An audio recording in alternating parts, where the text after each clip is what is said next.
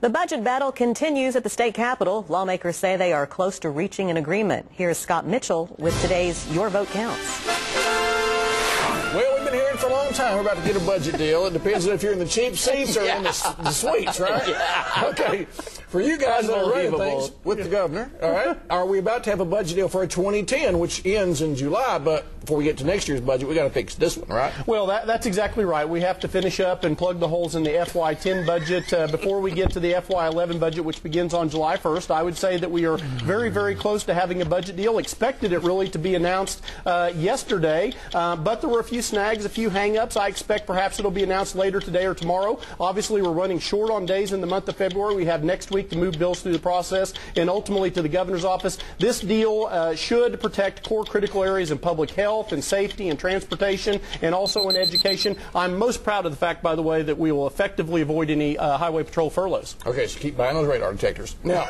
listen, for you guys in the House, for Democrats in the House, isn't it like sitting in the old Yankee Stadium looking down? I mean, in the bleachers going on. I think it's more like the old polo grounds when you're like 450 feet away from home plate. What is he talking about? I think he's the Lord in the room. You know, remember that old movie, The Godfather, where he brings in all the heads of the civilized families to talk about the business? That's what's going on over there. Isn't any deal. We, using the word we, what is he talking about? We have spent the last 3 weeks in the House of Representatives basically doing a whole lot of nothing while he's talking about deadlines. In my 6 years out there, we passed a budget in the last 2 days. Let's get serious, Randy. Let's get all of us involved, Democrats and Republicans. Are you going to be surprised when we're standing there with the governor at the podium? Well, I'm glad the governor's there, seriously, because he's the only Democrat in the room. Thank God we have Governor Henry there in the room.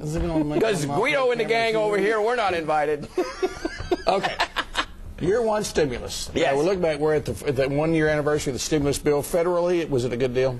Yes, it was a good deal. Folks, we live in Oklahoma. Remember your ancestors, the Depression, and all of John Steinbeck stuff? We would have had a second depression. By the way, folks, without the stimulus, that would have happened. Whether it was Barack Obama or John McCain or Sarah Palin or Mitt Romney, they inherited a catastrophe from the previous administration. And who was that? That was George W. Bush. The Bushies were in charge.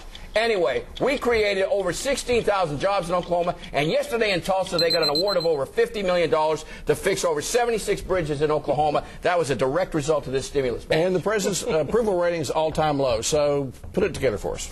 Well, that's exactly right, and I think part of it does relate to the economic stimulus package. Listen, all it did with regard to the state of Oklahoma, guys, is essentially postpone the day of reckoning. We're building in one heck of a cliff in this budget. That's why we're trying to put it on a slow but sure trajectory downward so we can handle FY11's budget, which is going to be even worse. But listen, if you measure the stimulus package by the criteria that Barack Obama laid out, that is, unemployment wouldn't exceed 8%, he has failed. It's these jobs that you're talking about. I don't know anybody who really believes that or can identify any of them. And worst of all, it added terribly to the national debt. Really? Our kids and grandkids will be paying your this answers off talk forever. about depression here in Oklahoma. We would have had another one that hadn't been for the leadership of the White House. Thank you very much. Talk to your ancestors. This economy keeps going the way it is. I'll be depressed. Okay, now let's turn. Do you mind if we talk more about Democrat problems? No, I like that. Okay, let's turn to this. Let's talk about it. All right. The people in Washington are starting to see a lot of folks start saying this week, Bert, Evan Bayh, rather not his just the latest. Just the latest. Do you see a trend? I mean, is it going to be, can Republicans take the Senate and House back? Well, I think so, and I've predicted earlier on this program that Republicans have a real shot at taking the House of Representatives back for the first time, and I want you to mark this in the queue. I believe that the Senate may very well now be in play, obviously with Scott Brown picking up the seat in Massachusetts, with Evan Bayh, by the way, a moderate Democrat who voted for the stimulus package, and he even trashed it yesterday on TV. $13 million in the bank. He supported a lot of Obama initiatives. He knew that even he would have a tough time, so he pulls the ripcord and gets out as well. It is going to be a massacre in November, guys, particularly if Obama keeps trying to push these executive orders on things he can't do legislatively. I'm wondering if Evan Bayh's going to run for president. I mean, that could be an interesting deal like 1980. But is the death of the Democrats running things in Washington being overstated? Absolutely, it's being overstated, folks. This economic downturn started under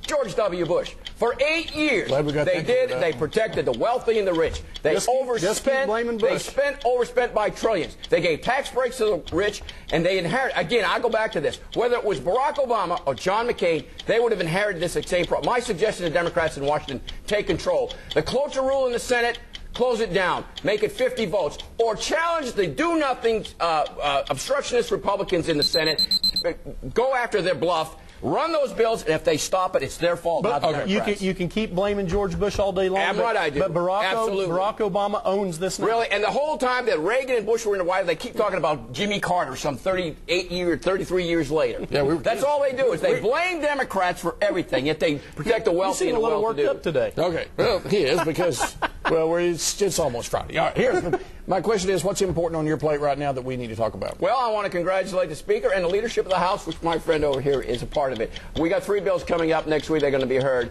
by the leadership. The Red Cedar bill, cash and counseling bill that helps seniors, and a nutrition bill that everybody's talking about in Washington, and also my condolences to the Pope family for their loss this week. And Representative Pope was a friend of yours. He is a friend of mine, and by the way, Richard getting bills heard in a Republican-controlled House, there's a surprise, but my condolences also to my friend's family. Tim Pope passed away last Sunday mid-afternoon, died of a heart attack. His funeral services are Monday at 10 a.m. at the Assembly of God church called The Bridge in Mustang, Oklahoma. I hope if you knew Tim, we love Tim, a diehard conservative, you can make it out there to pay your respects. And you got the last word. Back to you.